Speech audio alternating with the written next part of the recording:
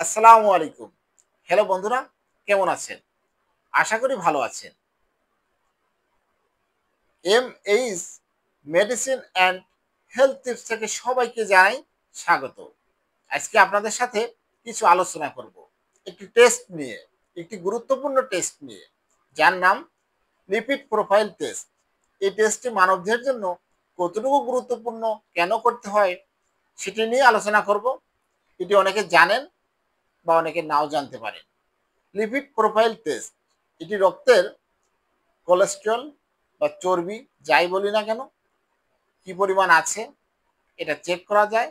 Check করলেই আপনার রক্তের কোনো সমস্যা থাকলে বা কতটুকু কোলেস্টেরল রয়েছে এটা সম্পর্কে জানা যায়।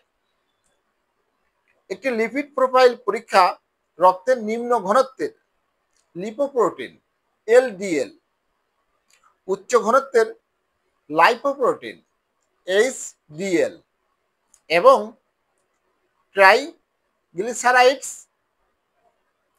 এবং মোট কোলেস্টেরলের মাত্রা পরিমাপ করতে এটি ব্যবহার করা হয়। একজন ব্যক্তির হৃদরোগ, হার্ট অ্যাটাক এবং অন্যান্য কার্ডিওভাস্কুলার অবস্থার ঝুঁকি নিশ্চিত করার জন্য এটি একটি মূল্যবান হাতিয়ার। লিপিড প্রোফাইল পরীক্ষা কি? এই পরীক্ষাটা আসলে কি? লিপিড প্রোফাইল পরীক্ষা রক্তের কোলেস্টেরল এবং ট্রাইগ্লিসারাইডসের মাত্রা পরিমাপ করে। এটি একটি সম্পূর্ণ কোলেস্টেরল পরীক্ষা, লিপিড পরীক্ষা এবং লিপিড প্যানেল পরীক্ষা হিসেবেও পরিচিতি। এটি ধমনীতে বাধার ঝুঁকি শনাক্ত করে, যা হৃদরোগের মতো অবস্থার কারণ হতে পারে। উচ্চ কোলেস্টেরলের মাত্রা কার্ডিওভাস্কুলার সমস্যা একটি বৃহত্তর ঝুঁকির সাথে যুক্ত।